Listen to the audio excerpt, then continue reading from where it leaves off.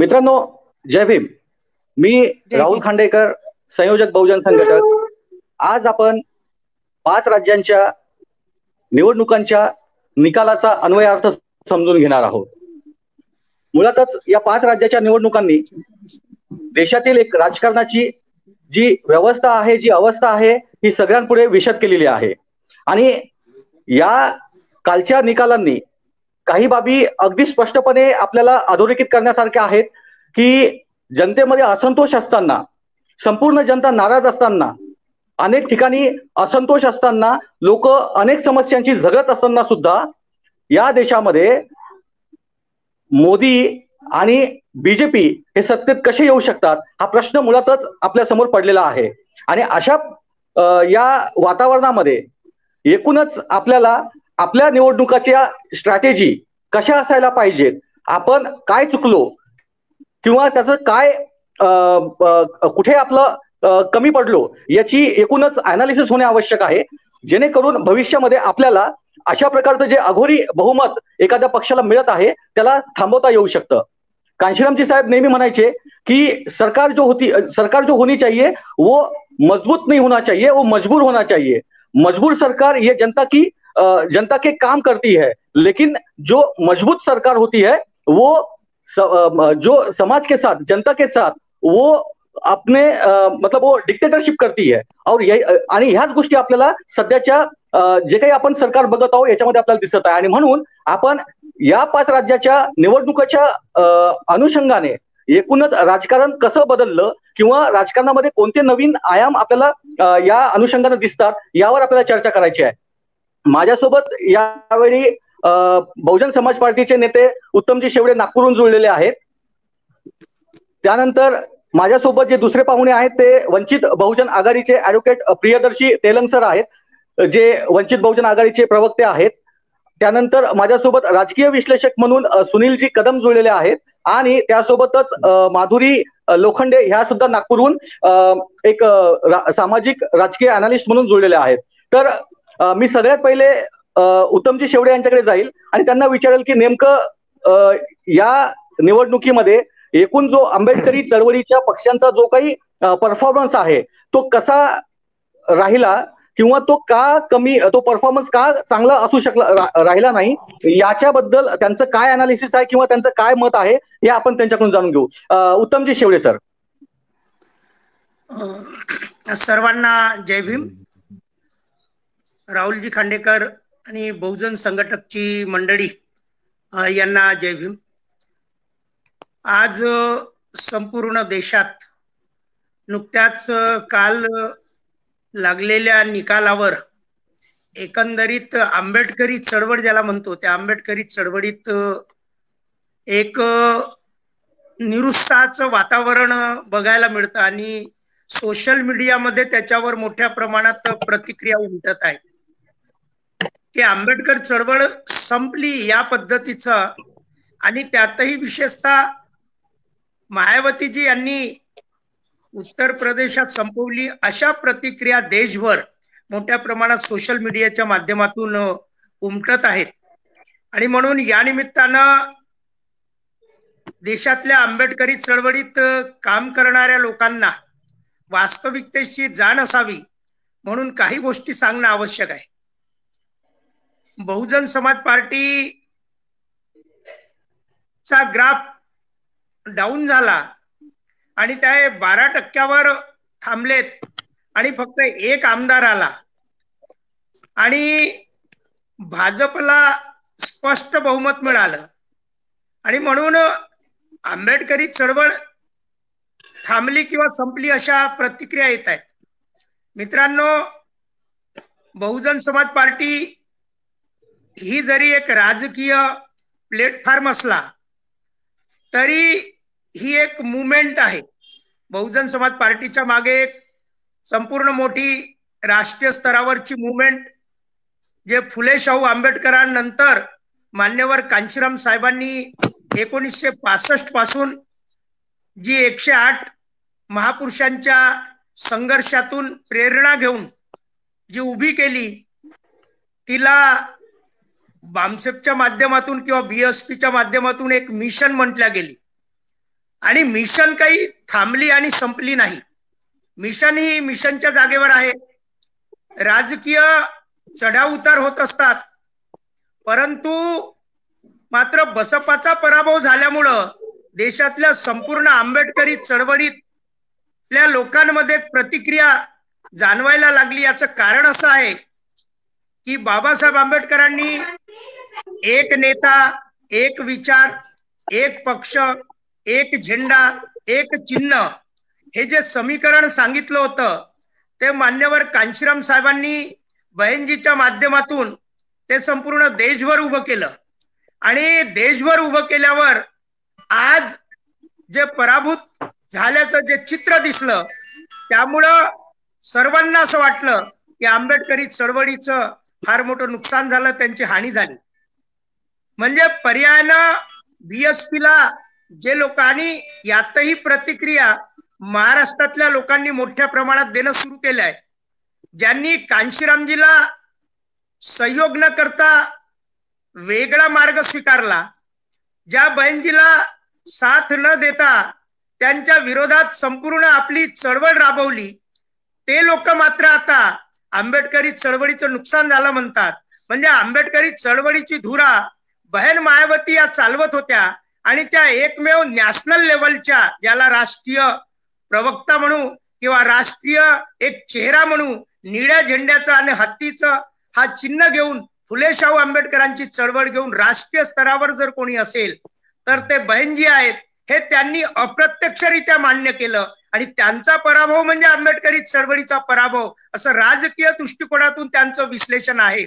परंतु मित्रांनो, ही एक मुवमेंट आहे, ही एक मिशन आहे आणि मान्यवर कांशीराम साहेबांनी ज्या प्रयत्नातून ही मिशन मुवमेंट उभी केली, त्याला खतपाणी देण्याचं काम, त्याला मजबूत करण्याचं काम तुमच्या आमच्या सर्वांचं होतं, परंतु ते आम्ही केलं नाही. कांशीरामजी हयातीत असतानाही त्यांच्यापासून वेगळे होणारे, त्यांना विरोध करणारी मंडळी आज कांशीरामजी महान होते हे सांगत सुटले आहेत. कांशीरामजींचा जीवनभर विरोध करणारे लोक कांशीरामजींच्या जयंत्या साजऱ्या करायला लागले आहेत. आज कांशीरामजी नसल्यावर बहन मायावतीजींचा विरोध करणारे लोक, बहिणजी गेल्यावर मात्र बहिणजी एवढ्या सक्षम नेत्या या देशात नव्हत्या. बाबासाहेबांनंतर कांशीरामजी ज्या ताकदीनं उभे झालेत, कांशीरामजींच्या नंतर बहिणजी ज्या ताकदीनं राष्ट्रीय स्तरावर एक प्रभुत्व गाजवलं, तर मात्र त्यांना साथ द्यायची नाही आणि मग मात्र म्हणायचं की यांच्यामुळे नुकसान झालं. तर या पद्धतीचा दुटप्पीपणा काही लोकांमध्ये आहे.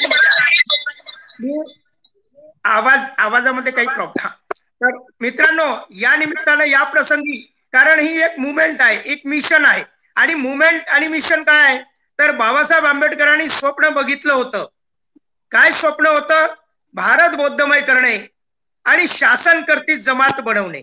जर भारत बौद्धमय करायचं असेल, शासनकर्ती जमात बनायची असेल, तर मग त्यासाठी राष्ट्रीय स्तरावरचं नेतृत्व, एक नेता, एक झेंडा, एक चिन्ह, एक पक्ष जर कोणता असेल तर तो बहुजन समाज पार्टी आहे. आणि बहुजन समाज पार्टी बाबासाहेब आंबेडकरांच्या जन्मदिनी याची तयारी झाली. भारताचं संविधान, बाबासाहेब आंबेडकरांच्या पक्षाचं संविधान हे बहुजन समाज पार्टीचं संविधान ठरलं आणि त्या निमित्तानं ती वाटचाल करत करत जिथं फुले शाहू आंबेडकरांचा मागमूस नव्हता, जिथं मनुवादाचा बोलबाला होता, गंगा जमुना सरस्वती जिथून वाहत होत्या, त्या उत्तर प्रदेशात आपण 4-4 वेळा सरकार बनवली. परंतु आज मात्र स्थिती उलटली. कारण ज्या वेळेस त्यांच्या लक्षात आलं की जसं बृहत्रथाचा खून करण्याचं काम पुष्पमित्र शुंगांनी केलं, तर हा जो वाद आहे तो बुद्धिझम वर्सेस ब्राह्मणिझम मधला जो संघर्ष आहे तो त्या निमित्तानं अप्रत्यक्षरित्या उत्तर प्रदेशात पुन्हा उभा ठाकला. आणि हा फुले शाहू आंबेडकरांचा, कांशीरामजींचा वारसा घेऊन ज्या बहन मायावती ताकदीनं पुढे जात होत्या, त्यांना थांबवण्यासाठी महाराष्ट्रातली काही मंडळी जे स्वतःला आंबेडकरी म्हणायचे, ते मात्र निळ्या झेंड्याच्या विरोधात तिथे जाऊन प्रचार करायला लागलेत. आता नावं घेणं काही म्हणजे बरोबर नाही, परंतु हे सर्वांना कळून चुकलाय की हे कोण कोण लोक होते, कशासाठी गेले, का गेले. आणि म्हणून अशा वेळेस बहन मायावतीजी आजच त्यांची पत्रपरिषद झाली, त्याच्यात त्यांनी त्या गोष्टी सांगितल्या ही मिशन आहे, मुवमेंट आहे, आणि मुवमेंट कधीच थांबत नसते, मिशन कधी थांबत नसते. त्यांचा 108 वर्षाचा महापुरुषांचा जो संघर्ष आहे तो कांशीरामजी नंतर बहन मायावतीजी, आणि बहन मायावतीजी नंतर तुम्हा आम्हाला फुले शाहू आंबेडकरांचे जे वारसदार आहोत त्यांना आम्हाला हे चालवायचं आहे. आणि हे चालवण्यासाठी आजही हताश न होता, कारण आजही उत्तर प्रदेशातला जो शेड्यूल कास्ट जो वर्ग आहे तो आजही बहिणजीच्या पाठीशी खंबीरपणे उभा आहे. आज जे 12% मतदान जे दाखवल्या गेला आहे जो आकडा, तो म्हणजे बहिणजीच्या पाठीमागे कुठल्याही स्थितीत खंबीरपणे उभा आहे. आपण महाराष्ट्रातली मंडळी मात्र आपण बहिणजीला सल्ला देण्याचं सोडून, म्हणजे मला वाटतं की बहिणजीला संपूर्ण देशातले लोक, त्यापेक्षा महाराष्ट्रातली मंडळी ज्यांनी बहिणजीला साथ दिली नाही ते मात्र मोठ्या प्रमाणात सल्ला देण्याचं काम करतात. हाच सल्ला त्यांनी स्वतः उपयोगात आणावा. 8% शेड्यूल कास्ट तिथं, 8% एकटा बौद्ध समाज आहे इथं महाराष्ट्रात, आणि 15% जो एससी समाज आहे, यांची जरी आपण मूठ बांधली, यांची मोठ बांधली तर नक्कीच आपण इथंही महाराष्ट्रात आपण आपलं वर्चस्व निर्माण करू शकतो. आणि आज जे, कारण कांशीरामजींनी ना एक अर्ध्या मिनिटात, कारण या देशात तिसऱ्या नंबरचा आवाज कटतोय सर. हा, तिसऱ्या नंबरचा पक्ष म्हणून कांशीरामजींनी, उत्तमजी शेवडे, हा आवाज येत, जो उभा केला होता त्याला आज कुठे जे मागे सरला, आणि ज्याला ब्राह्मण बनियांचे पक्ष आहेत दुसऱ्या तिसऱ्या नंबरवर आता पुढे येत आहेत. आपल्यातली काही मंडळी, जसं व्हीपी सिंगाला काही लोक जे सोंग घेऊन पुढे पुढे येतात, त्यांच्या पाठीशी व्हीपी सिंगाला असंच काही लोकांनी लगेच उचललं होतं, आता आपवाल्यांना उचलतात. मग मात्र हे ब्राह्मण बनिया ठाकूर यांचे हे पक्ष आहेत हे मात्र यांच्या लक्षात येत नाही. आणि हे कधीच फुले शाहू आंबेडकरांचा विचार यशस्वी व्हावं असं यांना वाटत नाही. आणि म्हणून बहन मायावती हे प्रतीक आहेत, बहन मायावती हे प्रतीक आहेत. बहन मायावतीजीचा व्यक्तिगत विरोध कोणाला असेल, परंतु ज्या मिशनच्या त्या करता धरता आहेत, हे मिशन फुले शाहू आंबेडकरांचं आहे. त्यांना जर सत्तेची एवढीच लालूच असती तर त्यांनी याच्यापूर्वी मुख्यमंत्री पद सोडलेली आहेत.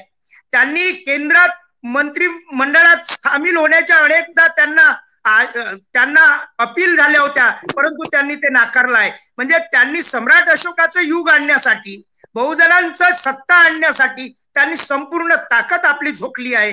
आणि म्हणून आपण आजही हताश न होता, म्हणजे पुन्हा अजून नंतर इतरांचं बोलणं झाल्यावर पुन्हा बोलता येईल, परंतु एक सांगतो की ही मुवमेंट आहे, मिशन आहे, न थांबणारी आहे. याला आणखी पुढे जाणारे नेणारे लोक राहतील. आणि आपण एक राष्ट्रीय स्तरावरचा एक मोठा चेहरा, निळा झेंडा म्हटलं, हत्ती म्हटलं की बहन मायावतीजी, बीएसपीचं नाव पुढे येतं. बाबासाहेब आंबेडकरांनंतर कांशीरामजी नंतर बहनजींचं नाव येतं. त्याच पद्धतीचा आणखी पुढे हीच वाटचाल करणारी आपल्यातली जी कोणी मंडळी असेल ते पुढे येतील आणि या संघटनेला पुन्हा आणखी जोमानी वाटचाल करतील अशी अपेक्षा ठेवतो. आणि या प्रसंगी मी थांबवतो. मात्र यापुढे जे काही वक्त्यांचे, इतरांचे जे मनोगत आले तर त्यावर कुठली काही कॉमेंट्स, प्रतिक्रिया द्यायची असली तर पुन्हा मी माझं वक्तव्य थांबवतो आणि पुन्हा बोलेल. धन्यवाद.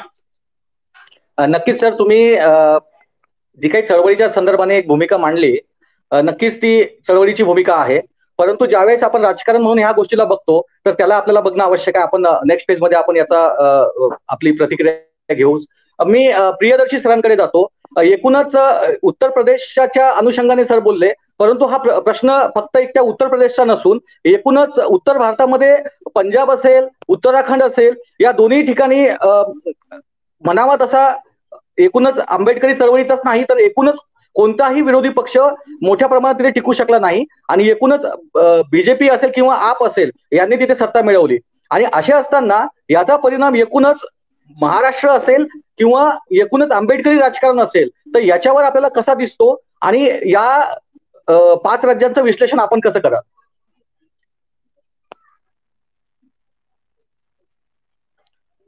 या 5 राज्याच्या निवडणुकीमध्ये एक गोष्ट लक्षात घेतली पाहिजे की उत्तर प्रदेश, उत्तराखंड, गोवा आणि मणिपूर इथे भाजपाचं राज्य होतं, ते त्यांनी टिकवून ठेवलं. काँग्रेसमध्ये पंजाबमध्ये काँग्रेस होती, ती काँग्रेस उद्ध्वस्त झाली. काँग्रेसमध्ये पंजाबमध्ये आपला बहुमत मिळालं आपण जर उत्तर प्रदेशच्या राजकारणाकडे बघतो तेव्हा आपल्याला असं दिसेल की हे शॉकिंग आहेत रिझल्ट. म्हणजे ज्या पद्धतीचं तुम्ही विवेचन करताय आधी की मानसिकता लोकांची विरोधातली आहे, सरकारच्या विरोधातली आहे. लोकांनी गंगेमध्ये वाहणाऱ्या मृतदेह बघितलेत, गंगेच्या किनाऱ्यावर पुरलेले देह बघितलेत. लखीमपूर खेरीमध्ये जिथे मंत्र्याच्या मुलांनी शेतकऱ्यांना चिरडून मारलं, तिथेच त्याच लखीमपूर खेरीमध्ये 8च्या 8ही विधानसभेचे उमेदवार भाजपाचे निवडून येतात. जो एकंदरीत वेस्टर्न युपीचा, ज्याला आपण गाझियाबाद, नोएडा हा सगळा भाग बघतो, तिथल्या भागातून मोठ्या प्रमाणात शेतकरी इतक्या दिवसपर्यंत आंदोलन करत होता. सरकारच्या विरोधात त्यांची भूमिका होती. सरकारला सडो की पळो त्यांनी करून ठेवलं होतं. सरकारने ते तिन्ही विधेयक कायदे मागे घेतलेत. असं असतानाही सुद्धा ते भाजपाकडे मतदान शिफ्ट झालेलं आपल्याला दिसून येतं. म्हणजे गाझियाबाद सारख्या ठिकाणी तर 5च्या 5ही आमदार भाजपाचे निवडून आले. नोएडामध्ये जिथून मोठ्या प्रमाणात सहभाग होता शेतकऱ्यांचा, तिथे सुद्धा विक्रमी मतांनी भाजपाचे उमेदवार निवडून आलेले आहेत. म्हणजे लाखोपेक्षा जास्त मताधिक्याने भाजपाचे उमेदवार निवडून आलेले आहेत. म्हणजे ग्राउंडवर जी स्थिती आहे आता, ती म्हणजे एकतर मीडिया त्याला बायपोलर करतच होतं, पण ग्राउंडवर पण ती स्थिती होती. आणि म्हणून मग आपण आंदोलन म्हणून राजकीय पक्ष याच्याकडे जेव्हा बघतो तेव्हा आपण फार गुळगुळीत झालेली भाषा वापरून काही उपयोगाचं नाही. प्रत्येक वेळेस खापर कोणाकडे ब्राह्मणशाहीवर फोडणं याचा सुद्धा उपयोग फारसा होणार नाही. राजकीय पक्ष म्हणून जी यंत्रणा आपल्याला लागते आणि या यंत्रणेसाठी देशाचे प्रधानमंत्री आणि गृहमंत्री हे 24/7 इलेक्शन मोडमध्ये असतात, तसं आपल्या पक्षाची तयारी आहे का? तर आपल्याला दिसते तशी आपल्या पक्षाची तयारी नाही. ज्या पद्धतीने पैसा भाजपाने उभारलाय मागच्या 2014च्या निवडणुकीपासनं, ज्या पद्धतीने मीडियाचा वापर भाजपा 2014च्या निवडणुकीपासून करताय, ज्या पद्धतीचा टेक्नॉलॉजीचा वापर भाजपा 2014च्या निवडणुकीपासून करताय, जी यंत्रणा त्यांनी निर्माण केली आहे, त्या यंत्रणेमध्ये आपण जर देशातले सर्व पक्ष एकत्रित म्हणून जरी विचार केला तरी त्या यंत्रणेला सामोरे जाऊ शकत नाही, अशी यंत्रणा त्यांनी निर्माण केलेली आपल्याला दिसते. आणि म्हणून मग उगाच आपण म्हणजे आपणच नारे बदलवले. शेवडे साहेब, हातीने गणेश आहे, ब्रह्मा विष्णू महेश आहे, बहुजनावरून आपणच सर्वजनावर गेलो. त्याच्यामुळे या सगळ्या आता जेव्हा आपण राजकारणाचा आणि निवडणुकीच्या निर्णयाचा विचार करतो तेव्हा आपलं काय चुकलंय आणि समोरच्यांनी काय रणनीती आखून निवडणुका जिंकल्यात ते मला वाटते जास्त विचार करायची गरज आहे. कारण आज ज्या पद्धतीने पैसा भाजपाने उभा केलेला आहे, मग ते इलेक्ट्रॉल बॉन्डच्या माध्यमातून असेल, इलेक्ट्रॉल ट्रस्टच्या माध्यमातून असेल, आंबेडकरी समूहातले म्हणणारे पक्ष त्या सगळ्या यंत्रणेमध्ये नाही आहेत. कुठला इलेक्ट्रॉल बॉन्ड तुमच्या पक्षाला मिळतो? कुठल्या इलेक्ट्रॉल ट्रस्टचं डोनेशन तुमच्या पक्षाला मिळते? म्हणजे निवडणुकीची जी यंत्रणा आज भाजपाने तयार केली आहे त्या यंत्रणेला उत्तर द्यायला तर काँग्रेसची पण यंत्रणा कमजोर आहे. त्याच्यामुळे ही या निवडणुकीकडे बघत असताना जे रिसोर्सेस, जो मनी, मीडिया आणि मशिनरीचा वापर भाजपा ज्या पद्धतीनं करताय हे आपल्या सगळ्यांना विचारात टाकणार आहे, शॉकिंग आहे. आणि म्हणून मग इथे जेव्हा आपण बघतो आणि विश्लेषण बघतोय सगळ्या या इलेक्शन्सचं, तिथे आपल्याला दिसून येईल की 2014 पासून शेड्यूल कास्ट हा बीजेपीकडे सरकत चाललेला आहे. 2014 पासून किंवा किंबहुना 2009 पासूनच ओबीसी हा बीजेपीकडे शिफ्ट होताना दिसतोय. म्हणजे जर आपण 2009 ते 2019 या 10 वर्षामध्ये इलेक्शनची आकडेवारी बघितली तर आपल्याला असं दिसेल की 2009 मध्ये अनुसूचित जातीचा वर्ग 12% वर्ग हा बीजेपीकडे शिफ्ट झालेला आहे. ओबीसीचा 22% वर्ग हा बीजेपीकडे शिफ्ट झालेला आहे.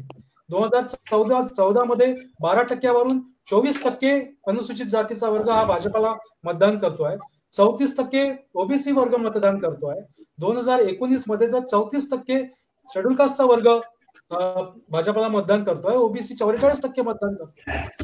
ही जर वस्तुस्थिती असेल मग म्हणून मग स्वतःला सेक्युलर बनवणारे किंवा भाजपा जर आपल्याला नको आहे सत्तेमध्ये म्हणून बाळासाहेब अपील करतायत की तुम्ही मतदान समाजवादी पार्टीला केलं पाहिजे.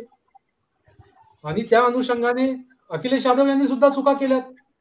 म्हणजे एक तर त्यांना बाळासाहेबांनी हे सुद्धा ट्विट केलं होतं की एक तर त्यांनी चंद्रशेखर आझादला बोलण्यासाठी बोलावलं नको होतं आणि जर बोलावलं असतं मग ते इन्सल्ट करायला नको होती. तर हा जो मतदानातला फरक आपल्याला दिसतोय तिथे, की बरोबर. एकंदरीत. आणि दुसरं असं की मतदानाचा जो फरक आहे त्याच्यात तर म्हणजे भाजपाला मागच्या निवडणुकीच्या तुलनेमध्ये आता जरी कमी मतदान दिसत असलं तरी जी टक्केवारी बहुजन समाज पार्टीला मागच्याही निवडणुकीमध्ये पडली आणि आताही पडली, त्या अनुषंगाने काही सीट्स मध्ये कन्वर्ट झालेला नाहीये. तेव्हा आपल्या देशामध्ये जी first past the post system आहे, ही first past the post system आणि रिप्रेझेंटेटिव्ह डेमोक्रेसीचा जर आपण विचार करत असू तर कुठेतरी या फर्स्ट पास द पोस्ट सिस्टीमला फेरविचार करण्याची गरज असं मला प्रामुख्याने वाटते. कारण मागच्या वेळेसच्या निवडणुकीमध्ये बीएसपीला 22% मतदान पडलं आणि फक्त 19 जागा आल्या. बरोबर. तितक्याच प्रमाणात मतदान समाजवादी पक्षाला पडलं आणि त्यांचे 47 उमेदवार आले. म्हणजे आता जर पोस्ट सिस्टीम म्हणत असू 13% आपल्याला जर मतदान आहे तर 52 आमदार तिथे आपल्याला पाहिजेत. आणि बाकी सगळ्या प्रगल्भ लोकशाहीमध्ये रिप्रेझेंटेटिव्ह डेमोक्रेसीमध्ये प्रोपोर्शनल रिप्रेझेंटेशन आहे. तेव्हा जर इलेक्शनचे सगळे गणित जर बदलत असतील, मशीन, मीडिया, मनी, मशिनरी आणि एकच मॅसेंजर इतक्या मोठ्या प्रमाणामध्ये जर मेसेज देत असतील, कारण आज जगभरामध्ये इन्फॉर्मेशनचा वारफेअर सुरू आहे. Data is new oil. Facebook सारखी संस्था सुद्धा तुमच्याच मुंबईमध्ये रिलायन्स सोबत इतक्या मोठ्या प्रमाणामध्ये पैसा इन्व्हेस्ट करताय. देशातला सगळ्यात मोठा डिजिटल सेंटर तिथे उभं होतं. इन्फॉर्मेशन वॉरफेअर आहे. ती इन्फॉर्मेशन जे सत्तेमध्ये आहेत त्याचा वापर कसा करतायत हे आपण मागच्या सगळ्या निवडणुकीमध्ये बघतोय, याही निवडणुकीमध्ये बघतोय. म्हणजे जी रियालिटी नाही, जे वास्तव नाही, त्याला वास्तव उभारण्याचं काम, त्याला आकार देण्याचं काम इथला सत्ताधारी पक्ष करताय. आणि त्या सगळ्या मशिनरीमध्ये आंबेडकरीवादी पक्ष, स्वतःला आंबेडकरवादी पक्ष म्हणवणारे तिथे कुठेच नाही आहेत.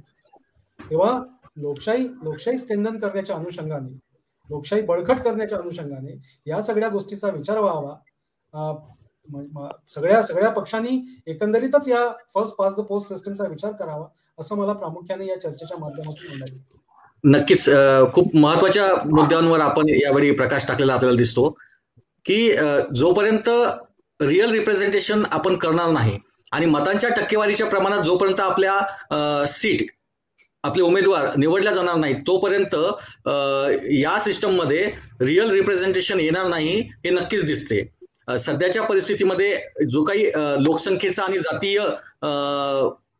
जातींचा जो प्रभाव राजकारणावर दिसतो त्या प्रभावामध्ये एकूणच अनुसूचित जाती किंवा जमातीचे उमेदवार निवडून येणे अगदी अशक्य आहे. त्यामुळे या रिप्रेझेंटेशनचा विचार जो आहे सर्व पक्षांनी करायला पाहिजे अशी एक चांगली भूमिका आपण या ठिकाणी मांडली. नक्कीच आपण पुढे जाऊयात. मी यावेळी आपल्यासोबत जे राजकीय विश्लेषक जुळलेले आहेत सुनीलजी कदम यांना या ठिकाणी मी आमंत्रित करतो की एकूणच आंबेडकरी दृष्टिकोन हा ठीक आहे, परंतु एकूणच सर्व विरोधकांचं पानिपत आपल्याला झालेलं दिसतंय.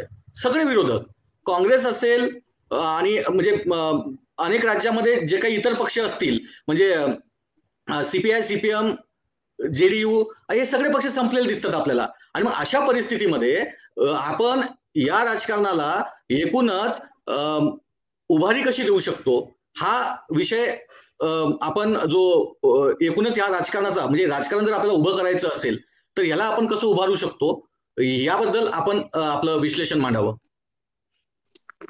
हा, जय भीम सर्वांना. काय आहे की आपण फार प्रतिक्रियावादी आहोत आणि आपल्या प्रतिक्रिया फार इमोशनल असतात आणि ते पटकन असं होतात. म्हणजे कोणताही मागचा पुढचा विचार न करता आपण जे काही घडलं त्याच्यावर प्रतिक्रिया देतो. पहिली गोष्ट, उत्तर प्रदेशमध्ये 60 जागा कमी झाल्यात. त्यांनी मंदिर बांधलं, त्यांनी अनेक गोष्टी केल्या, मीडिया त्यांच्या बरोबर आहे, पैसा आहे, सगळं आहे, बरोबर आहे. ते पद देतात, पैसे देतात, पद आणि पैसे देऊन लोकांना तुम्ही हायजॅक करतात आणि हे सगळं घडून सुद्धा 60 जागा कमी होतात. याला तुम्ही त्यांचं यश म्हणणार की अपयश म्हणणार? हे अपयश आहे. पण फक्त आपण फोकस वेगळ्याच ठिकाणी करतो, हाच प्रॉब्लेम आहे. दुसरी गोष्ट, राजकारण असं स्टॅटिक नसतं. राजकारण हे डायनॅमिक असतं, बदलत असतं. आणि युपीचं राजकारण तर नेहमीच बदलत आलंय. कसं आहे की एवढी मोठी चळवळ, एवढं मोठं मिशन बीएसपीचं, ते लगेच आपण एका चुटकीसरशी ते संपलं किंवा वाया गेलं किंवा ते कुठंतरी याच्यात आलं, हे असं पटकन कुठंतरी याच्यावर आपण निर्णयाला येणं हे पण चुकीचं आहे. किंवा मग महाराष्ट्रामध्ये म्हणजे वंचित आघाडीला 55 लाख मतं मिळाली होती ना, ती काही कमी आहेत का?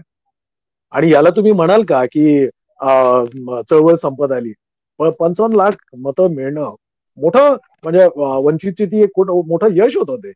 हा ठीक आहे, ते मतांमध्ये नाही कन्वर्ट झालं किंवा मायावतींना तिथं बीएसपीला म्हणजे सीट्स मध्ये नाही कन्वर्ट झालं किंवा बीएसपीचं उत्तर प्रदेशमध्ये सीट्स मध्ये कन्वर्ट नाही झालं. 12% म्हणजे त्यांचं आता मला नेमकं माहित नाही किती टक्केवारी मिळाली. तर आपण लगेच याच्यावर मिशनवर किंवा आपल्या चळवळीवर किंवा बाबासाहेबांच्या चळवळीवर लगेच प्रतिक्रिया देणं आणि संपली आणि अमुक झालं, हा केवळ वेडेपणा आहे.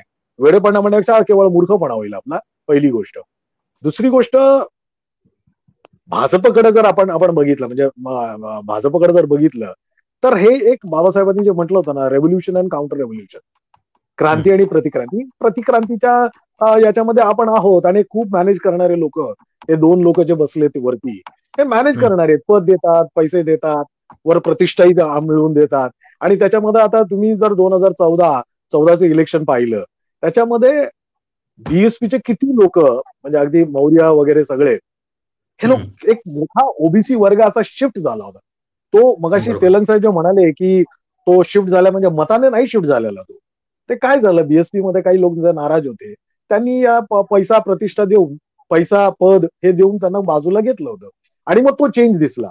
पण मग तो चेंज दिसताना काय, पुन्हा त्या लोकांना जाणीव झाली आणि ते अखिलेश यादवकडे गेलेत. म्हणजे जाणीव झालीच ना त्यांना, ही जाणीव होत राहणार. कसं आहे, हे शेवटी हे सायकल आहे आणि हा बदल होत राहणार आहे. इंडियन पॉलिटिक्स नेहमी डायनामिक असतं आणि ते बदल होत राहणार आहेत. त्याप्रमाणे हे मौर्य, राजभर वगैरे ही माणसं ही ओरिजिनल बीएसपीची माणसं आहेत आणि ही बीएसपीची माणसं ही स्वतः शिफ्ट नाही झालेली, पण यांच्यामध्ये थोडाफार जो काय नाराजी असेल, मायावतींबद्दलची काय नाराजी असेल, त्याचा फायदा घेऊन त्यांनी पद दिलं, पैसा दिला आणि त्यांना बाहेर काढलं. हे घडत राहणार आहे, मिशन चालू राहणार आहे, आंबेडकरी चळवळ चांगली होत राहणार आहे आणि 55 लाख मतं महाराष्ट्रात जर वंचित बहुजन आघाडीला मिळत असतील, हे मोठं यश आहे. याच्याकडे आपण फोकस करूया, पहिली गोष्ट. दुसरी गोष्ट, या 2 गोष्टींवर फोकस करताना तिसरी गोष्ट, जसं मी म्हटलं की भाजपच्या एवढं सगळं त्यांच्या गाठीशी असून सुद्धा 60 जागा कमी झालेल्या आहेत. गोव्यामध्ये जर आपण पाहिलं तर गोव्यामध्ये 5च उमेदवार म्हणजे 5च सीट्स त्यांना जास्त आलेल्या आहेत. म्हणजे बघा, काल मोदींचं भाषण ऐकलं असेल तर तुम्ही काय म्हणाले, मोदी गोवा में हमारे बहुत सारे सीट्स बढ़ गए, किती बढ़ गए, 5 वाढले. अरे पण 60 जागा कमी झाल्या, 5 सीट्स वाढल्या आणि 6 जागा कमी झाल्या, हे बोलत नाहीत ते. म्हणजे त्यांचं जे अपयश असतं त्याच्यावर ते फोकस करत नाहीत, जे यश असतं त्याच्यावर फोकस करतात. आणि आम्ही काय करतो, आम्ही उठसूट एकमेकाची म्हणजे नाड्या ओढत असतो, उठसूट, की आम्हाला अपयश आलं. किती अपयशावर फोकस करणार आपण? मोदी नॅरेटिव्ह सेट करतच आहेत की, मोदी नॅरेटिव्ह सेट करतच आहेत. एक्झॅक्टली. मग हे पण मला सांगायचंय तेलंग साहेब, ऐका ना, मोदी जर नॅरेटिव्ह सेट करत असतील तर आपण आपले नवीन नॅरेटिव्ह घेऊन येऊया ना. माझं म्हणणं काय आहे की आपण त्यांना का प्रतिक्रिया देतोय, त्यांची जे काही घडलं त्याच्यावर आपण का प्रतिक्रिया देतोय, त्याच्यावर प्रतिक्रिया न देता आपलं नॅरेटिव्ह सेट करा ना. बेसिक साधा नॅरेटिव्ह आहे की सगळं दिमतीला आहे, त्यांचा पैसा आहे, सगळं आहे, मीडिया त्यांचाच आहे, सगळं असून सुद्धा 60 जागा, मंदिर बांधलं तरी 60 जागा कमी झाल्या. फोकस करा, आपलं नॅरेटिव्ह सेट करा हे. आणि जे खरं आहे ते खोटं नाहीये. ते लोक बघा, ते लोक खोट्या नॅरेटिव्ह देत आहेत, खोटा नॅरेटिव्ह सेट करतात, म्हणजे खोट्या माहितीचा नॅरेटिव्ह सेट करतात. आम्ही खऱ्या माहितीचा पण नॅरेटिव्ह सेट करत नाही. हा आपला सगळ्यात मोठा आपला काय म्हणू आपला हा कमीपणा आहे. आणि हा राजकारण म्हणजे हा नेत्यांचा नाहीये, हा खरं म्हणजे कार्यकर्त्यांचा आहे. कार्यकर्ते, विश्लेषक जे काही आहेत ना, हे नॅरेटिव्ह सेट केलं पाहिजे. ते नॅरेटिव्ह सेट करायला आपण कुठेतरी कमी पडतो. उदाहरणार्थ तुम्हाला सांगतो, आता मी जर असं म्हटलं की म्हणजे समजा उद्या फेसबुकवर एखादी पोस्ट टाकली की मोदींच्या 60 जागा कमी झाल्यात आणि 2024ला ते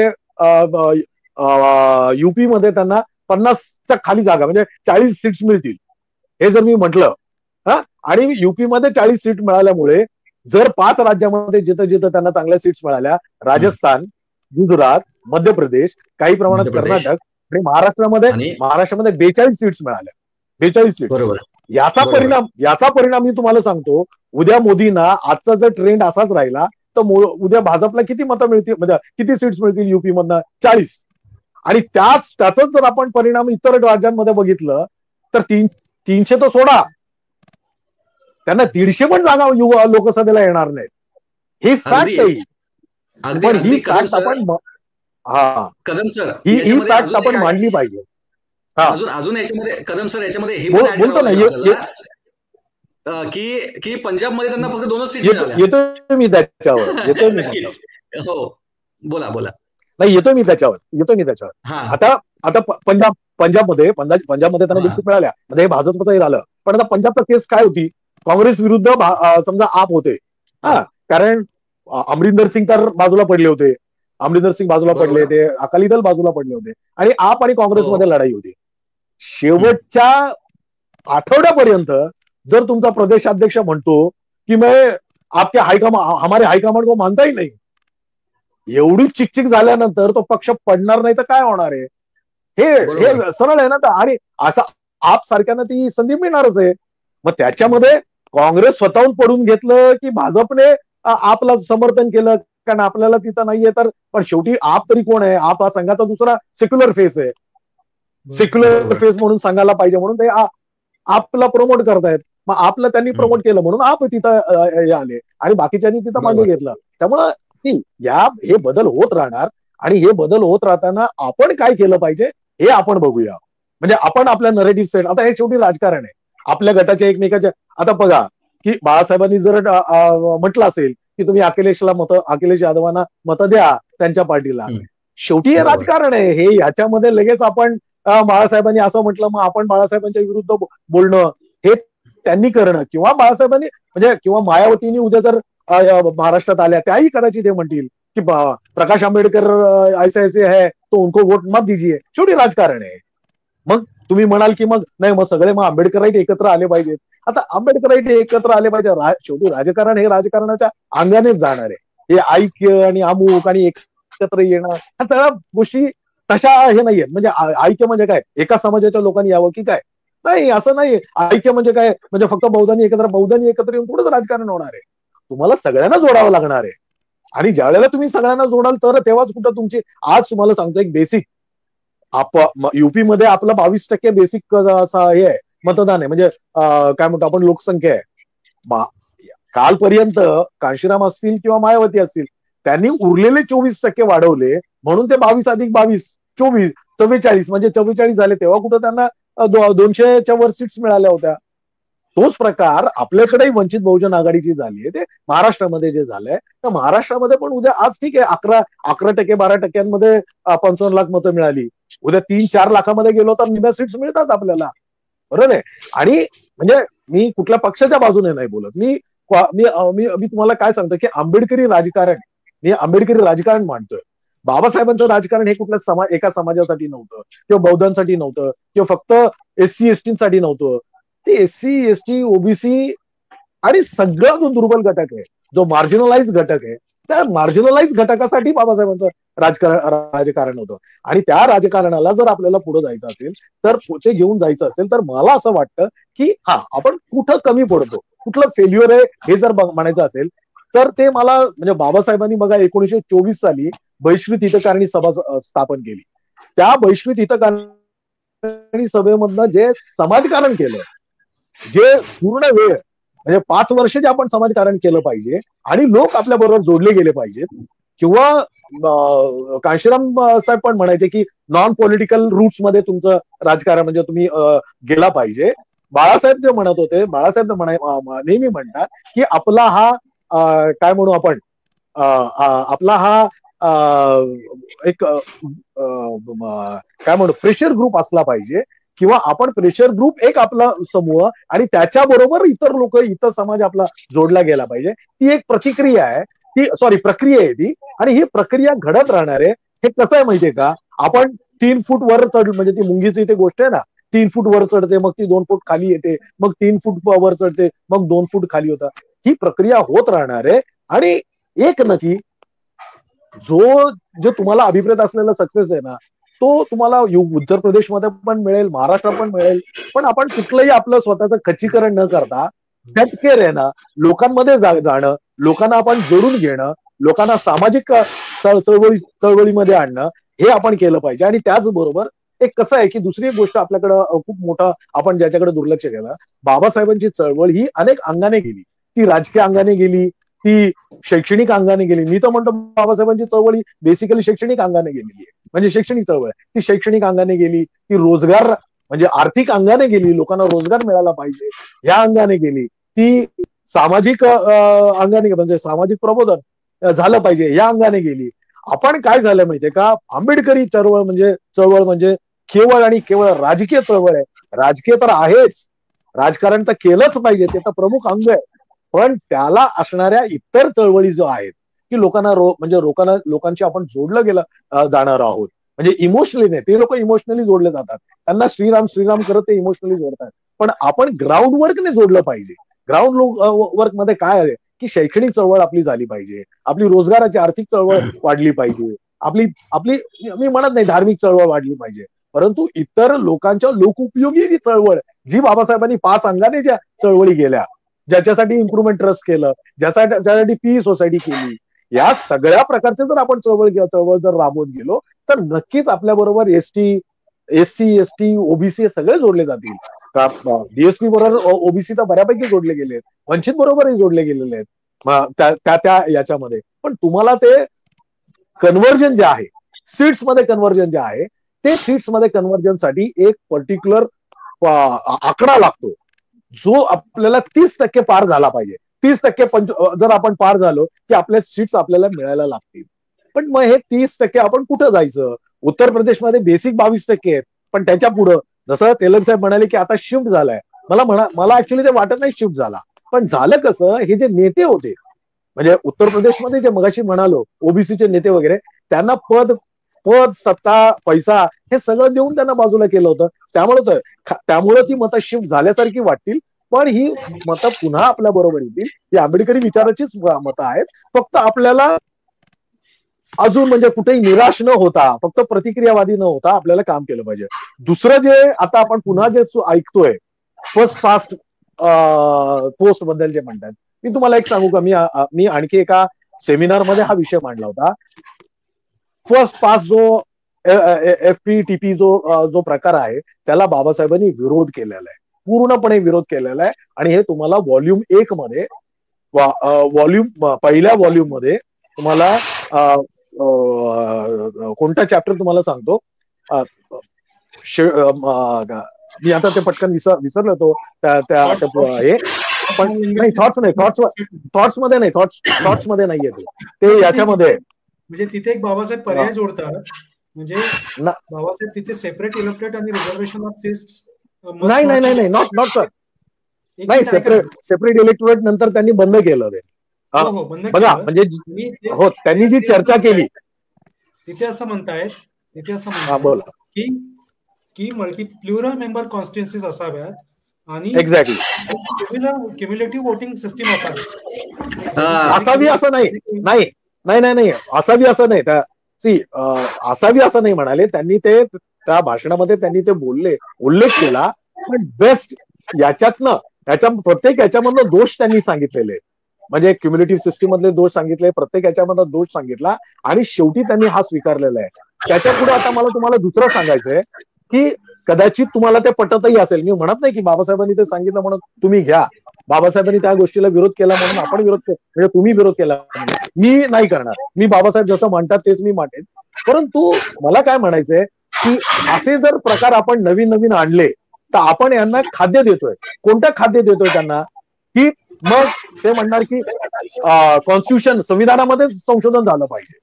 आपण अशा ज्या काही गोष्टी काढायला लागलो की फर्स्ट पास वगैरे अशा गोष्टी काढायला लागलो तर मग त्यांना ते सोपं जाणार आहे. मग संविधानामध्ये संशोधन करा, मग संविधानामध्ये एक minute let me complete. EVM machine आणलीच की हो, म्हणजे पण तो बरोबर आहे.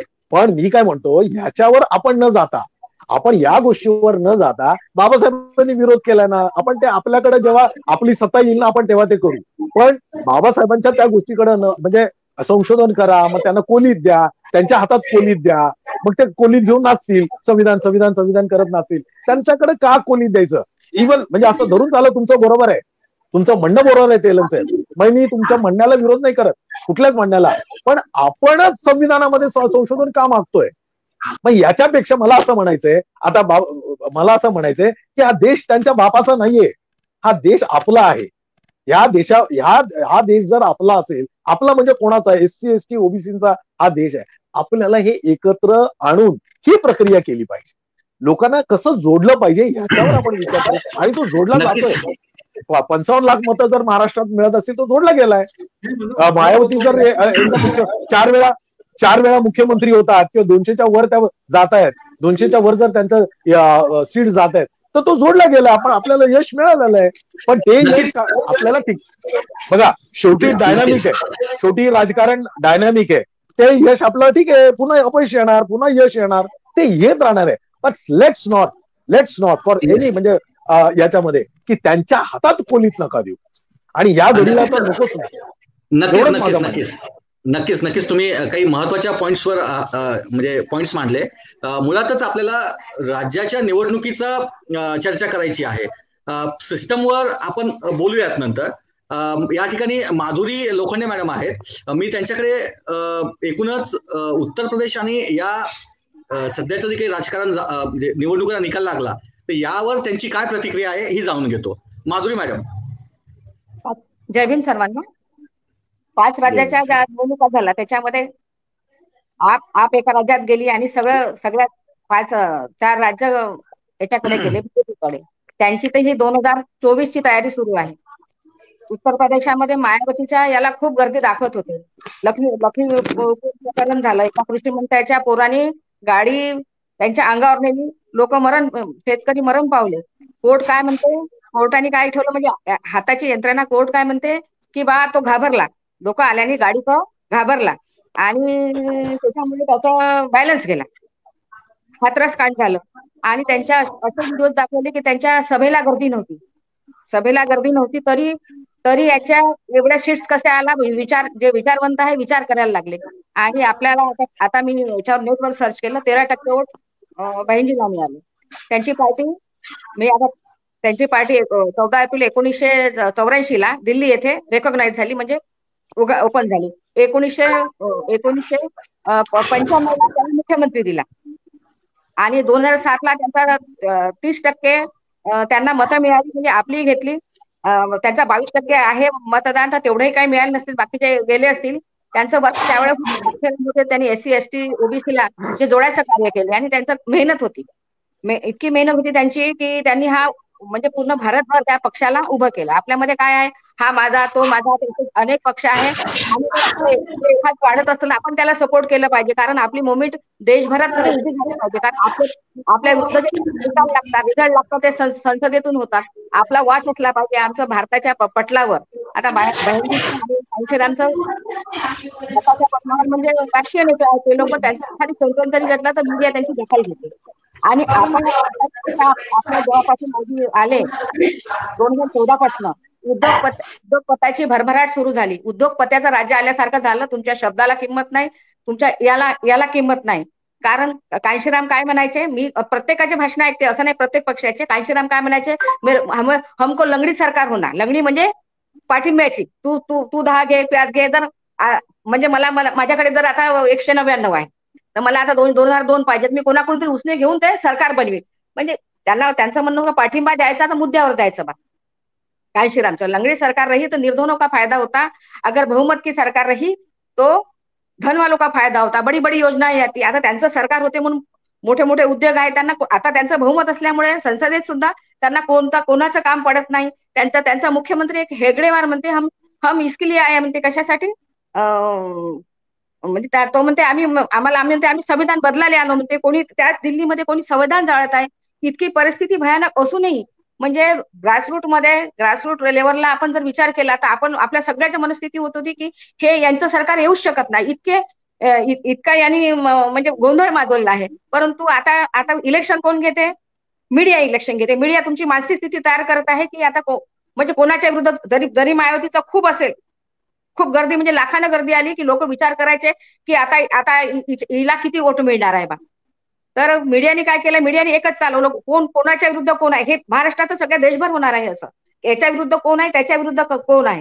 तरी पण आणि हा कसा इलेक्शन जिंकणं, सीट जिंकणं म्हणजे कसं एक मॅजिक आकडा आहे, त्या आकड्यापर्यंत पोहोचणं झालं. किती तुम्ही शक्ती पणाला लावली, जो पक्ष आहे तो तुम्हाला वाढू देणार काय. ईव्हीएम आता का मनी माफिया, मीडिया आणि ईव्हीएम ह्या 4 गोष्टी, 4 फॅक्टर इतक्या म्हणजे महत्वाच्या, इतक्या काम करून राहिल्या की तुम्ही किती जरी शक्ती लावली असं आपण म्हणा. ही म्हणजे आता ही एक सीट जर मिळाली, 13% वोट मध्ये जर एक सीट मिळाली म्हणजे कुठे कुठे किती किती हजारांनी, कुठे 5,000 सीट गेल्या असतील. ही म्हणजे सर्व आंबेडकरी जनतेला, असं महाराष्ट्राच्या आपण सर्व आंबेडकरी जनतेला विचार करण्यासारखी गोष्ट आहे का आपण याच्यावर काय सगळे एकत्र बसून आपण विचार करायला पाहिजे की आपलं SC ST OBC तर राज्य जर आलं नाही, 15% लोक आपण गुलामी म्हणजे 15% लोक राज्य करायचे ना आपण गुलामी घुसायचं, असा प्रकार होईल. म्हणून आपल्याला आनंदाची गोष्ट हे जर मला एक सीट भेटते तर आता काही लोकांच्या मी तर कालपासून टीव्ही बंद केला आणि म्हटलं हे देशाच्या पत्रावरची पार्टीदार असं करत आहे. हा आणि आता दिल्लीमध्ये मग 70 पैकी 67 आमदार कोणाचे आले होते, केजरीवालचे. तिथे बिलकुल सेम झालं. ABVPचे ते लिडर होते कोण, केजरीवाल. मध्ये ते हिंसा झाली त्याच्यामध्ये नक्कीच मॅडम, नक्कीच तुम्ही बरोबर काही पॉइंट मांडलेले आहे. आपण आता पुढे जाऊया या चर्चेला, मी पुढे थोडंसं वळवतो. तर मला या ठिकाणी जो प्रश्न विचारायचा आहे महत्वाचा, की देशामध्ये सध्याचं जे नरेटिव्ह सेट होत आहे हे 2 पार्टी नरेशन सेट होत आहे. आणि यामध्ये मी उत्तमजी शेवडे यांना एक प्रश्न विचारतो की शेवडे सर, महाराष्ट्राच्या राजकारणामध्ये आणि उत्तर प्रदेशचं राजकारण जे आहे याचा जो प्रभाव, एकूणच आंबेडकरी राजकारणाचा जो प्रभाव आहे हा महाराष्ट्राच्या राजकारणामध्ये मोठ्या प्रमाणात पडत असतो. आणि तसं आपल्याला वारंवार जाणवलेलं आहे. कांशीराम साहेबांनी केलेल्या कामाचा प्रभाव हा नेहमी महाराष्ट्राच्या राजकारणावर झाला आणि त्याप्रमाणे महाराष्ट्राच्या काँग्रेस आणि राष्ट्रवादीने त्यावेळी आंबेडकरी चळवळ दाबण्याचा प्रयत्न केला. तर एकूणच महाराष्ट्रामध्ये जर आपल्याला म्हणजे आपल्याला चळवळ जर यशस्वी करायची असेल किंवा आपलं राजकारण सक्सेस करायचं असेल तर काय स्ट्रॅटेजी आपली असली पाहिजे, याबद्दल आपण थोडंसं बोलावं.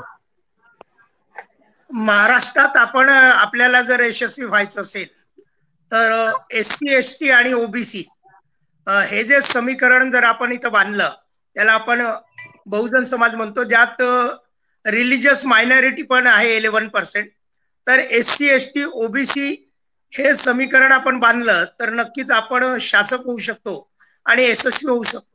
आता राहिला प्रश्न OBCच्या बाबत, कारण अलीकडे असं आहे की OBCची दुश्मन भाजप काँग्रेस हे दोघेही आहेत, परंतु त्यांच्यात कोण तुमची मित्र आहे हे दाखवण्यासाठी त्यांची म्हणजे कॉम्पिटिशन सुरू आहे. त्यांचा संघर्ष कसा आहे तर ज्या भाजपनी OBCचा संपूर्ण आपल्या भाषेत म्हणतो सत्यानाश केला, म्हणजे मंडल आयोगाचं कमंडल मध्ये बदलवण्याचं काम केलं.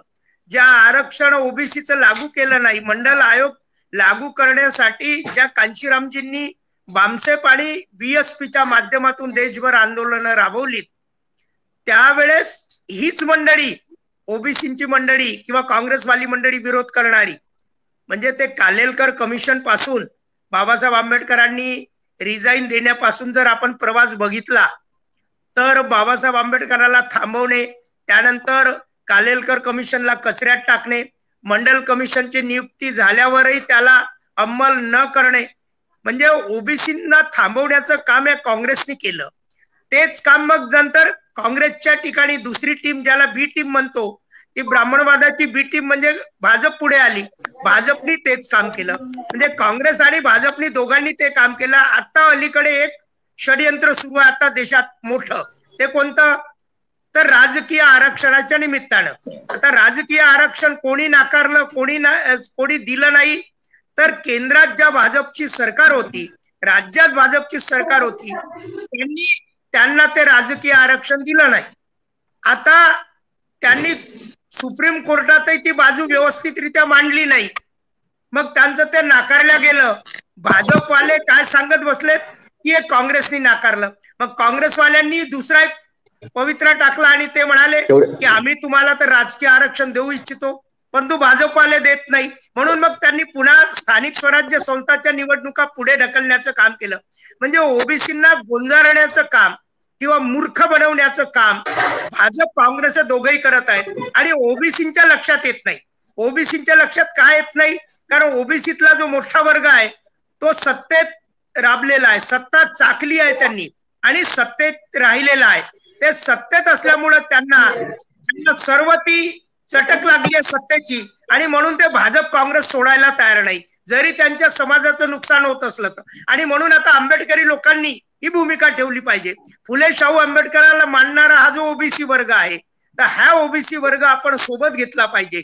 मंडल आयोगाच्या माध्यमातून मान्यवर कांशीरामजींनी ते तंत्र राबवलं होतं. आदिवासी समाजाची आज जी हालत आहे, त्यांचं आरक्षण 7.5%, परंतु 2 ते 3% पुढे अजूनही त्यांचं भरलेलं नाही. अनुसूचित जातीला जी 13.5% आरक्षण मिळते ते 5-7% पुढे गेलेलं नाही. म्हणजे अनुसूचित जाती, जमाती आणि ओबीसी यांचा जर खरा दुश्मन कोणी असेल तर तो काँग्रेस कालपर्यंत होता. एक मिनिट सर, काँग्रेसचा नवीन रूप घेऊन भाजप आली, तर काँग्रेस भाजपमध्ये अंतर नाही हे जोपर्यंत हा समाज समजणार नाही, म्हणजे काँग्रेस आणि भाजप याच्यात काहीही अंतर नाही, हे दोघंही सारखेच आहेत, हे ज्या दिवशी इथला अनुसूचित जाती, जमाती आणि ओबीसी समजेल त्या दिवशी फुले शाहू आंबेडकरांचं समीकरण बनेल, बहुजन समाज शासक होईल असं वाटतं. शेवडे सर, आपण आपली भूमिका मी वारंवार ऐकतोय, ती फक्त काय त्याला म्हणतात ना, ती प्रॅक्टिकल नाही आहे. हे जे आहे गेल्या अनेक वर्षापासून बीएसपी असेल, आपण ते करत आहोत कंटिन्युअसली, हेच आपण काम केलं, त्याचाच परिणाम आहे की जे काय थोडे बहुत आपल्याला यश मिळाले नागपूरमध्ये, आपण हे लोक जोडले म्हणूनच केलंय. परंतु जे मोठ्या प्रमाणात व्हायला पाहिजे आणि त्याच्यासोबत ज्या स्ट्रॅटेजी असल्या पाहिजे, ह्या मुळात आपल्याला बीएसपी कडे दिसत नाही असं मला एकूण जाणवतं.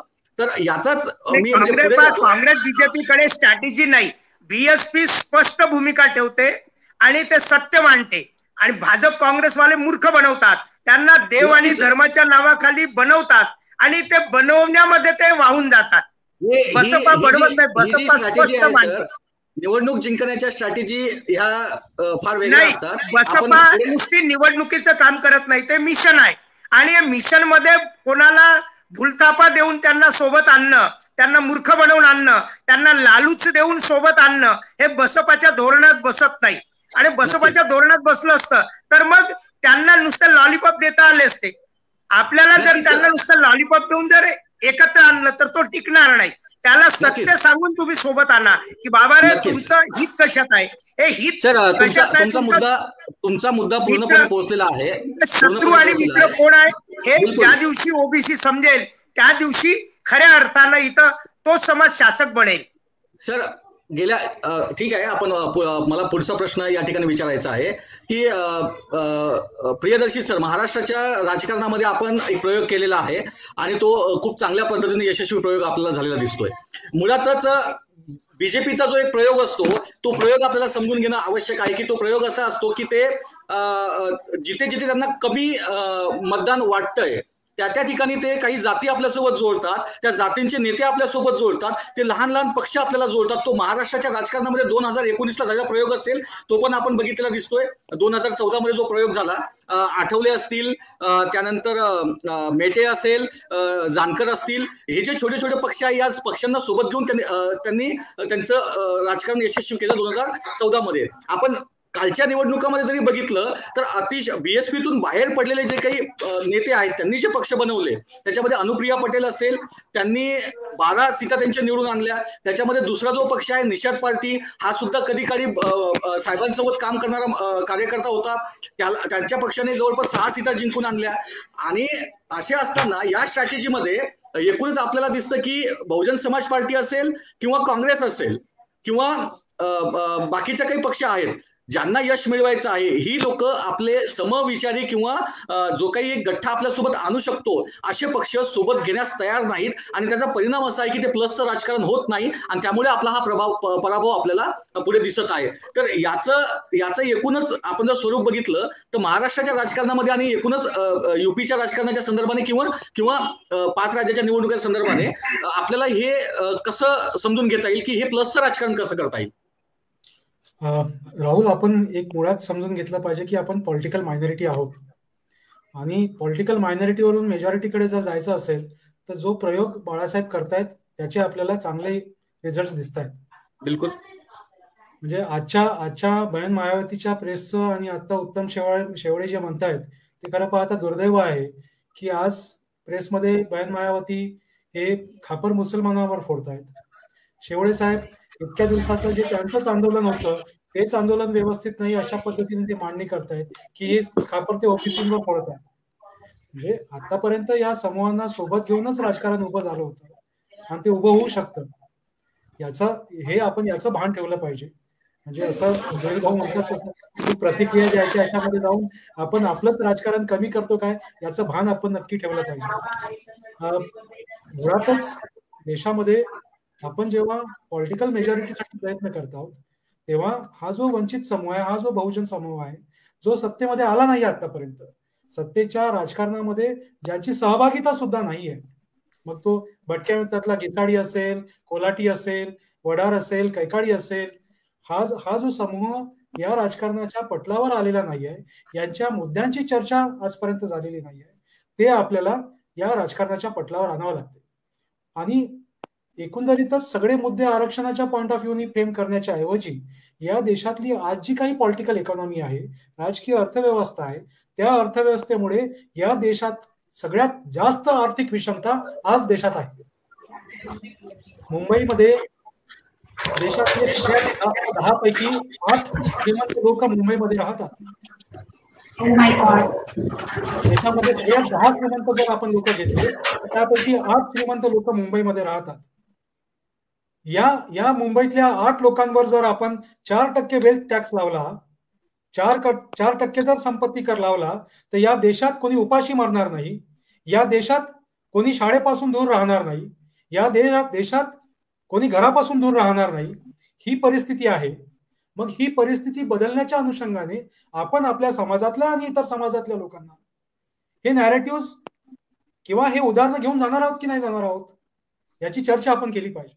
आपण वारंवार त्याच गोष्टी जर विचारात घेऊन हमने ऐसा किया था, हमने वैसा किया था, हे 2007 पर्यंत ज्या पद्धतीनं बीएसपीचं नेतृत्वाने राजकारण उभं केलं त्याच्यानंतर 2012 पासून आपण तिथे निवडणुकीच्या रिंगणामध्ये बाहेर फेकल्या गेले आहोत.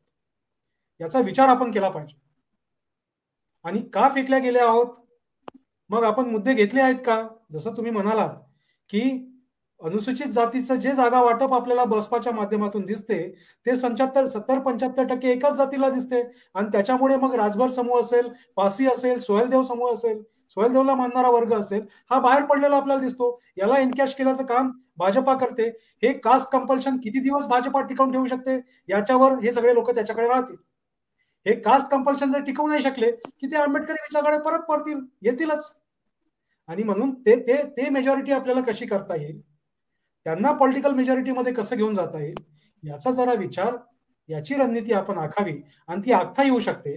त्याचं चित्र आपल्याला महाराष्ट्रामध्ये दिसलंय आणि त्या अनुषंगाने जर आपण प्रयत्न केलेत तर नक्कीच आपण 2024च्या इलेक्शनमध्ये आणि महाराष्ट्रामध्ये होऊ घातलेल्या आता महानगरपालिकेच्या निवडणुकीमध्ये जे खरं पाहता ओबीसीच्या आरक्षणाला धरून काँग्रेस आणि भाजपा एकमेकावर टोलवाटोलवी करताय, हा खरं पाहता मुद्दा व्हायला हवा होता इलेक्शनचा, पण तो मुद्दा झालेला नाही आणि आपण ओबीसींवरच खापर फोडतोय की यांच्यामुळे यांना समजत नाही. त्याच्यामुळे या सगळ्या गोष्टीचा शांत चित्ताने विचार करावा. आपण काय म्हणतात त्याला संविधानिक राजकारणामध्ये आहोत, त्याची गणितं आपण मांडावीत आणि असं एकमेकाच्या समुदायावर खापर फोडून चालणार नाही. हिंदी बेल्टमध्ये धर्म वगळून तुम्हाला राजकारण करता येत नाही हे आपल्याला कित्येक वर्षापासून दिसते आहे. तेव्हा ती कास्ट कंपल्शन आणि रिलिजियस कंपल्शन जे आपल्याला दिसत आहे ते जरा बसपाने धर्म सोडूनच राजकारण केलं आहे. आणि दुसरं असं की कास्ट कंपल्शन जे म्हणतात तर बीएसपीने आपण स्वतःला जेवढ्या निग्लेक्टेड समाजाला, हो ऐका ना, एक मिनिट आवडा ऐका ना शेवळे साहेब, आपण स्वतःला non religious, non educational, non political म्हणूनच हे करतो आणि बाबासाहेबांचं स्लोगन वापरतो, एज्युकेट, एज्युटेट, ऑर्गनाइज. अहो तिथेच बाबासाहेब एज्युटेट सांगतात आणि आपण स्वतःला नॉन एज्युकेशनल म्हणून घेतो. त्याच्यामुळे आपण जरा विचार करावा.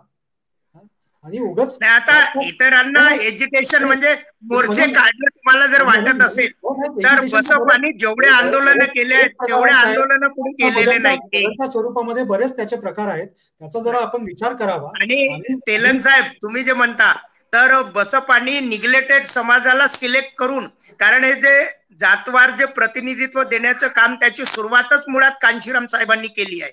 आणि म्हणून उत्तर प्रदेशात जो जो समाज निग्लेक्ट होता त्या समाजाला सिलेक्ट करून त्याला आमदार मंत्री बनवण्याचं काम केलं. आज जे देशभर जे काही जातीचं वेगवेगळे लोक आता जे पुढे येतात आणि बसपामध्ये जी मंडळी आहे, म्हणजे हा जो बेस कास्ट जर सोडला तर अन्य जी मंडळी आहे तो ज्याला निग्लेक्ट केलं होतं त्या समाजाने स्वीकारलं आहे. आणि मला जायचं आहे त्याच्यामुळे जोडतो.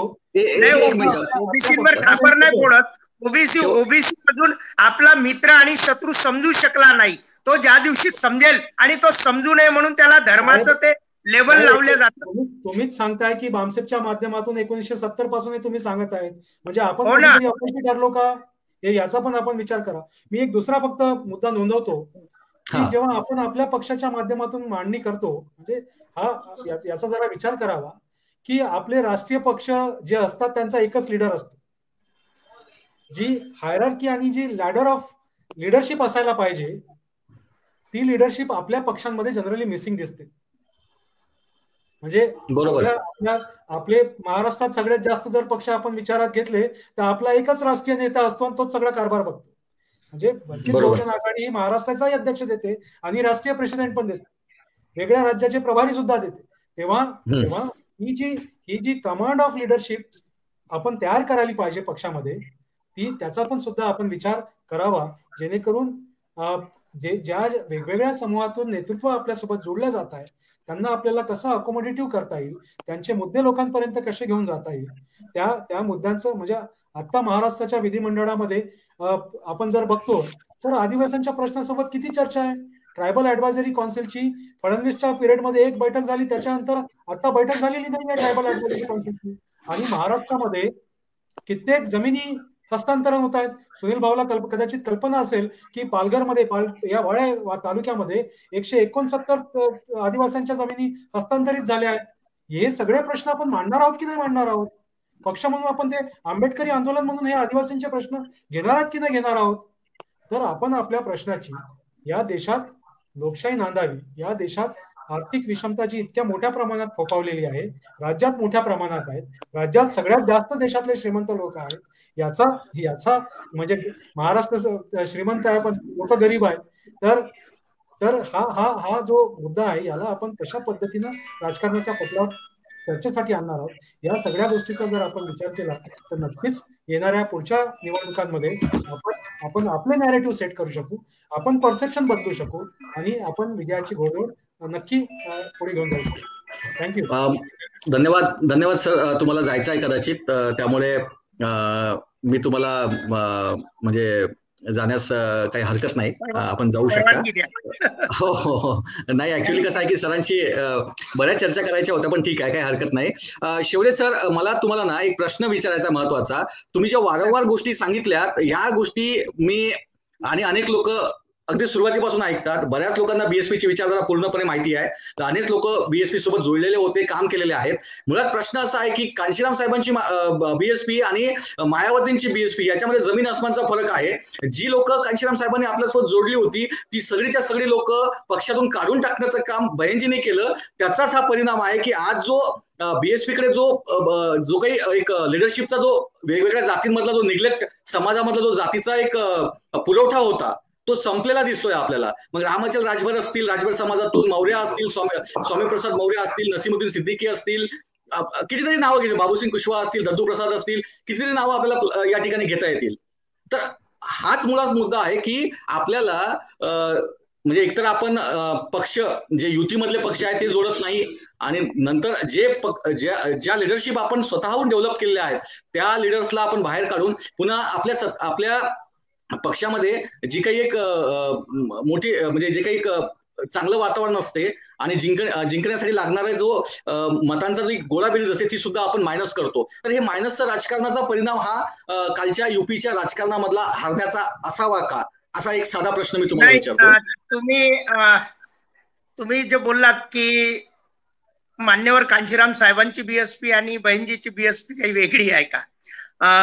कांशीराम साहेबांची बीएसपी आणि बहिणजीची बीएसपी एकच, आणि कांशीराम साहेबांच्या बीएसपीला पुढची स्टेज पुढे नेण्याचं काम बहिणजींनी केलं आहे.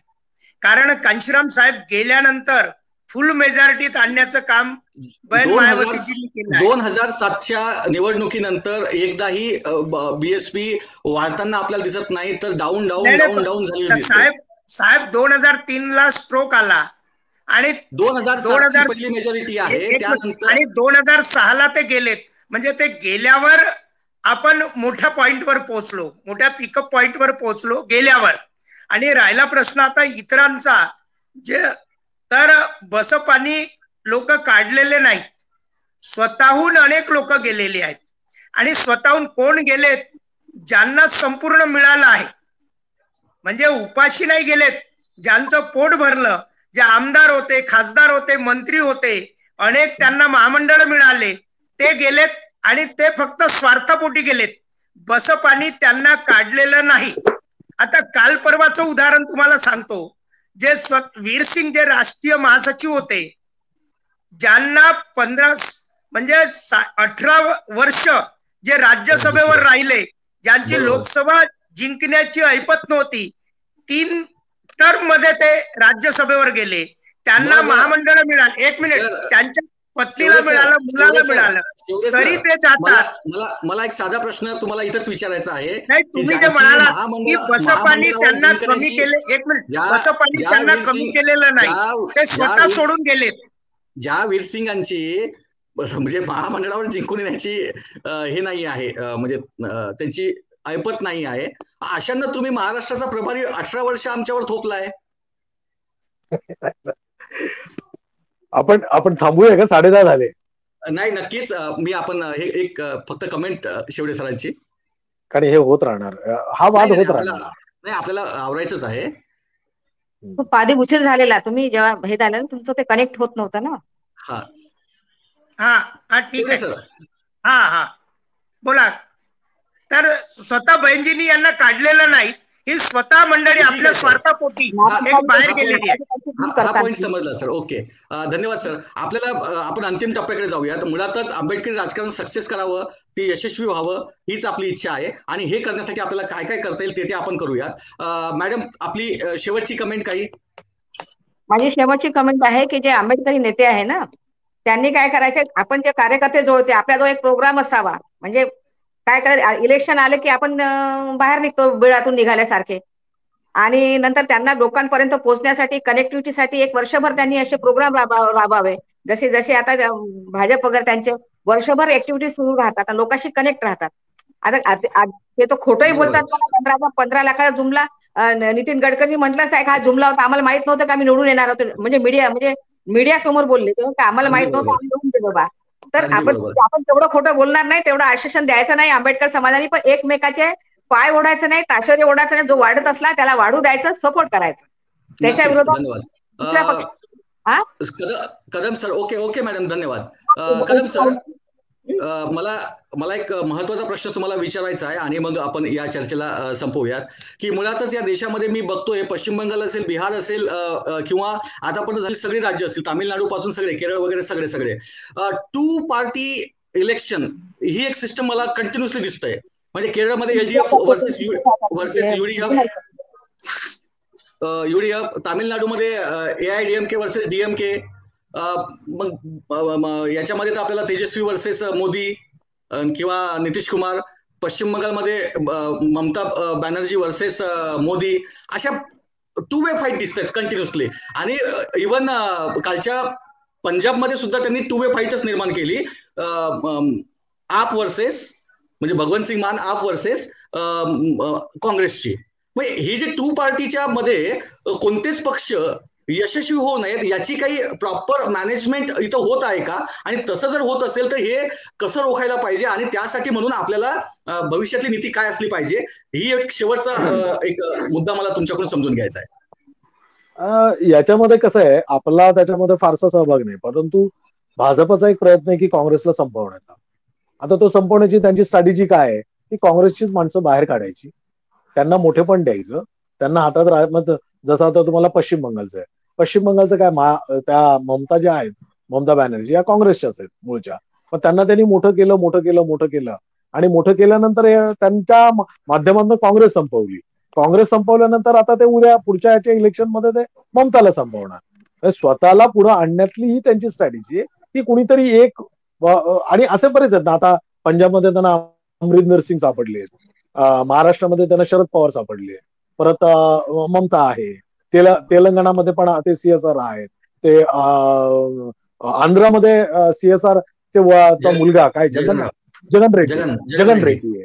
हा, जगन रेड्डी. तर असं ते एक राज्यामध्ये जहागीरदार उभं करतायत आणि त्या जहागीरदाराच्या माध्यमातून काँग्रेस संपवायची. पण ती नीती काँग्रेस संपवण्याची वगैरे आहे, तर आपल्याला त्याच्यात काय काँग्रेसने बीजेपीला संपवावं आणि बीजेपीनं काँग्रेसला संपवावं, ही आपली स्ट्रॅटेजी अशीच असणार. ते दोघांना संपवणं.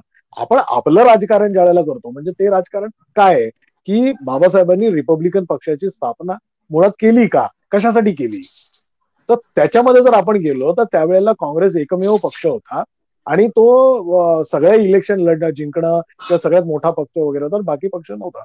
बाबासाहेबांचं म्हणणं होतं की एक विरोधी पक्ष चांगला असला पाहिजे आणि इतर पक्षांचं पक्षही असतील.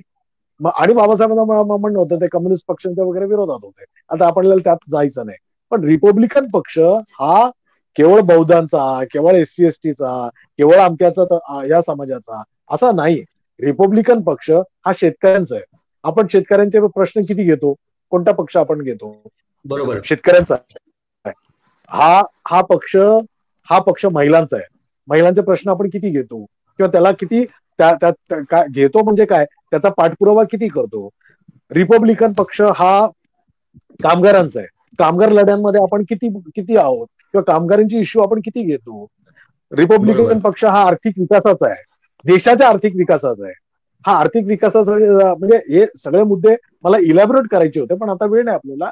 पण देशाचा आर्थिक विकास हा आपण देशाच्या आर्थिक विकासावर आपण किती मांडणी करतो.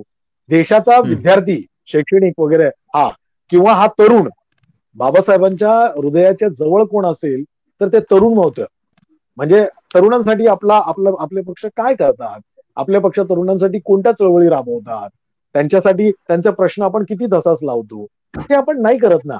म्हणजे जसं शेतकरी असेल, कामगार असेल, महिला असेल, विद्यार्थी असेल, तरुण असेल, रोजगार असेल, शिक्षण असेल, याचे प्रश्न, जनरल प्रश्न आपण जोपर्यंत घेत नाही तोपर्यंत इतर समाज आपल्याशी कसा जोडला जाणार आहे. शेतकऱ्यांचे प्रश्न आपण जर घेणार नसू तर शेतकरी वर्ग आपल्याशी कसा जोडला जाणार आहे. बरं, हे करत असताना बाबासाहेबांनी शेतकऱ्यांसाठी काय केलं हे आपण सांगतो का. कामगारांसाठी बाबासाहेबांनी काय केलं हे आपण सांगतो का. महिलांसाठी बाबासाहेबांनी काय महिलांसाठी बाबासाहेबांनी काय सांगितलं. सो प्रत्येक घटकाला मला ह्या पक्षामध्ये काय आहे, माझ्यासाठी या पक्षामध्ये काय आहे, हे जोपर्यंत वाटत नाही तोपर्यंत या पक्षाशी जोडले जाणार नाहीत. आता तुम्हाला एक शेवटचं उदाहरण देतो आणि संपवतो. मगाशी पालघरचा बद्दल विषय काढला. आता हे आदिवासींमध्ये वगैरे जाऊन ते लोक आदिवासींमध्ये जाऊन त्यांच्या रोजीरोटीबद्दल प्रयत्न करतात. ते आहे म्हणतात, मुळापासून ते करत नाही. ते त्यांना लाभार्थी केलेलं आहे.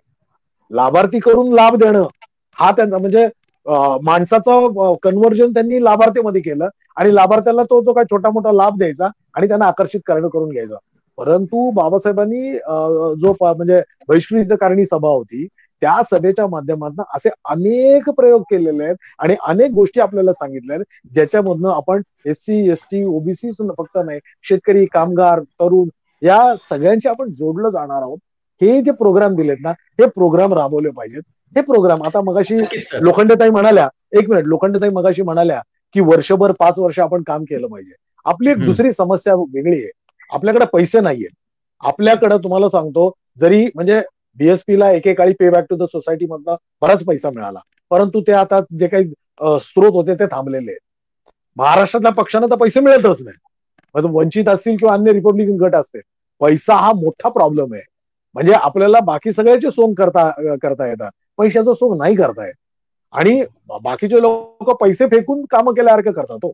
पण आम्हाला जो आहे, म्हणजे आम्हाला, म्हणजे तुम्हाला सांगू का, एक साधी चळवळ जर केली ना, म्हणजे एक साधा मोर्चा काढला, याचं उदाहरण देतो मी आणि संपवतो. साधा मोर्चा काढला ना, ते लोक जेव्हा मोर्चा काढतात ना, मग त्यांना अटक होते, अटक झाल्यानंतर बाहेर पडतात, त्यांच्या सगळं सपोर्ट सिस्टीम असतो. मग ते हे खायला आणतात, ते खायला आणतात, ते खायला. आमच्या कार्यकर्त्यांना साधा वडापाव मिळत नाही. म्हणजे बेसिक पासून आपल्याला हे, आमचे कार्यकर्ते दिवसभर उपाशी असतात, त्यांना धरून घेऊन जातात, अटक करतात, आणि अटक केल्याचं संध्याकाळी जेव्हा सोडतात तर ते उपाशी असतात. त्यामुळं हा जो पैशाचा स्रोत आहे, हा कोणत्या माध्यमातून उभा राहील. तो एक प्रयोग झाला पे बॅक टू द सोसायटी, पण तो आटला आता. पे बॅक टू द सोसायटी आता फार मोठ्या प्रमाणामध्ये होत नाही. जो महाराष्ट्रातनं मुंबईतनं जो पैसा जायचा तो आता फारसा त्या प्रमाणामध्ये वाढलेला नाही. त्यामुळं पैशाचा स्रोत हा पण फार फार मोठं हे आहे. त्यामुळे पैसे जमवणं, कोणते कार्यक्रम चळवळी करणं, कोणत्या मोर्चे काढणं म्हणजे आपल्यासाठी तरी आता मुश्किल काम आहे. एक्झॅक्टली कोणताही एक स्टेज, म्हणजे कसं आहे, मध्यमवर्गीयांना हे सोपं आहे. मध्यमवर्गीयांना हे जवळ आहे ना, तोपर्यंत त्यांना कोणी थांबवू नाही शकत. हा नाही, मध्यमवर्गीयांना हे सगळ्यात सोपी गोष्ट आहे. काय हे लोक काय हे नाही करत, वर्षभर काम करत नाही, 200 म्हणजे 5 वर्ष काम करत नाही. तर काम करण्यासाठी आपल्याला जे स्रोत पाहिजे, ज्या साधनं पाहिजेत, ते साधनं नाहीयेत ना, ती कमी आहेत. त्यामुळे आपल्या अनेक समस्या आहेत, आणि या समस्यातनं लढत आपण उभं राहतोय, आपण चळवळी उभ्या करतोय, ही फार मोठी गोष्ट आहे.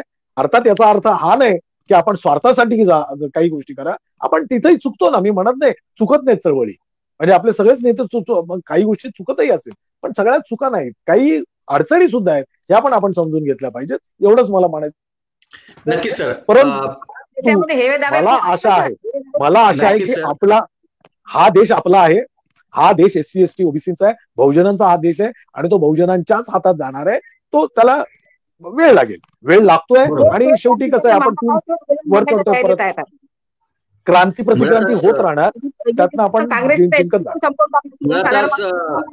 त्यांची मुलं कशी, तो मोठा प्रश्न आपल्याला. मुळातच या ठिकाणी सरांनी खूप चांगली भूमिका मांडलेली आहे की या देशामध्ये जर आपल्याला आपलं राजकारण सक्सेस करायचं असेल तर आपल्याकडे प्रोग्राम असला पाहिजे, आपल्याकडे नेता असला पाहिजे, आणि एकूणच आपले संसाधन आपल्याकडे असले पाहिजे, तरच आपण या देशामध्ये आपली चळवळ यशस्वी करू शकतो.